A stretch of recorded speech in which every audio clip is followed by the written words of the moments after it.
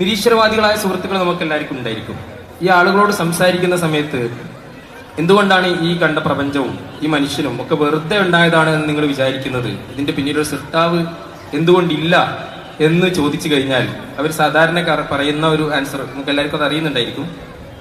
അവർ പറയും, ഈ പ്രപഞ്ചത്തിൽ നമ്മൾ കണ്ടുകൊണ്ടിരിക്കുന്ന നിങ്ങൾ പറയുന്ന അത്ഭുതങ്ങളെല്ലാം തന്നെ നമുക്ക് ശാസ്ത്രീയമായിട്ട് വളരെ വിശദീകരിക്കാൻ സാധിക്കുന്ന കാര്യങ്ങളാണ്. നിങ്ങൾ മനുഷ്യനെക്കുറിച്ചും മനുഷ്യന്റെ സൃഷ്ടിപ്പിനെ കുറിച്ചും പറഞ്ഞു കഴിഞ്ഞാൽ അവർ പറയും, ഈ സംഭവങ്ങളൊക്കെ നമുക്ക് ആധുനിക ശാസ്ത്രം ഉപയോഗിച്ച് നമുക്ക് വിശദീകരിക്കാൻ പറ്റും.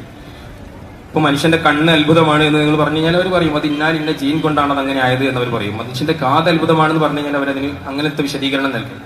എന്ന് മാത്രവുമല്ല, നിങ്ങൾ ഈ പറയുന്ന ദൈവമുണ്ടല്ലോ, ആ ദൈവമാണെങ്കിലോ ശാസ്ത്രീയമായിട്ട് ഒരിക്കലും നമുക്ക് തെളിയിക്കാൻ പറ്റാത്തതുമായ ഒരു സംഭവമാണ്. അങ്ങനത്തെ ഒരു സാധനത്തിൽ നമ്മൾ എന്തിനു വിശ്വസിക്കണം എന്നൊരു പക്ഷേ അവർ ചോദിക്കും. പക്ഷെ യഥാർത്ഥത്തിൽ ഈ ചോദ്യം ഒരുപക്ഷെ നമുക്ക് പെട്ടെന്ന് കേൾക്കുമ്പോൾ അതിലെന്തൊക്കെ ഉള്ളത് പോലെ തോന്നുമെങ്കിലും ഒന്ന് ആഴത്തിൽ ചിന്തിച്ചു കഴിഞ്ഞാൽ അതിൽ ചില ശൂന്യതകളുണ്ട് നമുക്ക് മനസ്സിലാവും. ഒന്നാമതായിട്ട്, ദൈവം എന്ന് പറയുന്ന ഒരു അസ്തിത്വത്തെ ശാസ്ത്രീയമായി തെളിയിക്കാൻ സാധിക്കുമെന്നുള്ളതാണ്. ഒരിക്കലും ശാസ്ത്രീയമായി തെളിയിക്കാൻ സാധിക്കുമെന്ന് ദൈവവിശ്വാസികൾ ആരും തന്നെ പറയുന്നില്ല. കാരണം ശാസ്ത്രം എന്നുള്ളത് മെറ്റീരിയൽ വേൾഡിനെ കുറിച്ച് പഠിക്കാൻ ഉപയോഗിക്കുന്ന ഒരു ടൂളാണ്. അതൊരിക്കലും തന്നെ മെറ്റീരിയൽ വേൾഡിന്റെ പുറത്തുള്ള അതിന്റെ സൃഷ്ടാവിനെ കുറിച്ച് പറയാൻ ആ ടൂൾ ഒരിക്കലും തന്നെ മതിയാവില്ല. സയന്റിസം എന്ന് പറയുന്ന എന്തൊരു സാധനവും ശരിയാവണമെങ്കിൽ അത് ശാസ്ത്രം അത് ശരി എന്ന് പറഞ്ഞാൽ മാത്രമേ ശരിയാവുള്ളൂ എന്ന് മനസ്സിലാക്കുന്ന ഒരു വിഭാഗമാണ് സയന്റിസം എന്ന് പറയുന്ന വാദം.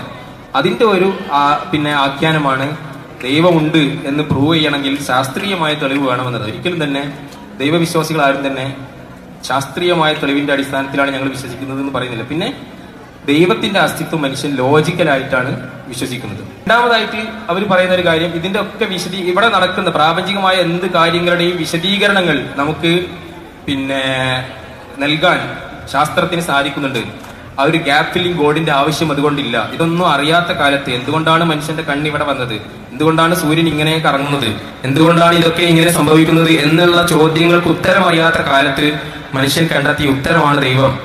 അത് ഒരിക്കലും തന്നെ ഇന്നത്തെ കാലത്ത് ആവശ്യമില്ല എന്ന് സാധാരണഗതിയിൽ പറയുന്നതായിട്ട് നമുക്ക് കാണാം. പക്ഷെ അതും ഒരു പ്രോബ്ലമാണ് എന്ന് നമുക്ക് ആലോചിച്ചാൽ മനസ്സിലാവും. നമുക്കൊരു സാധനത്തിന്റെ മെക്കാനിസം അത് എങ്ങനെയൊക്കെയാണ് നടക്കുന്നത് എന്ന് മനസ്സിലാക്കാൻ കഴിഞ്ഞു എന്നുള്ളത് അതിന്റെ പിന്നിൽ ഒരാളുണ്ട് എന്ന ചോദ്യത്തെ ഉൾക്കൊള്ളാനോ നിരാകരിക്കാനോ ഉള്ള തെളിവായി മാറുന്നില്ല എന്നുള്ളതാണ് വസ്തുത. ഞാൻ